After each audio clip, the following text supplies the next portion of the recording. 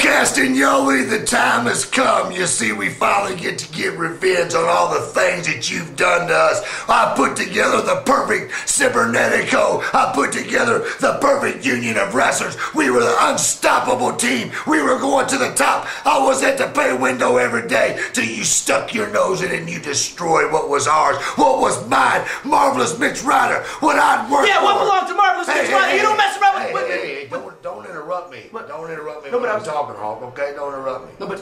Hey, don't interrupt me. I'm just relax, man. Just relax. Because it's a celebration.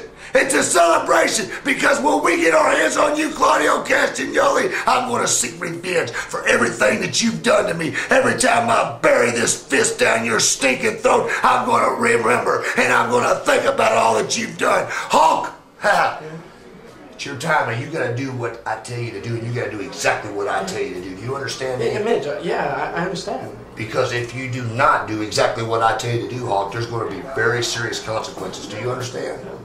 What's going on? Yeah. What's going on? I mean, it's not that deep. I mean, just relax. Just relax. Okay.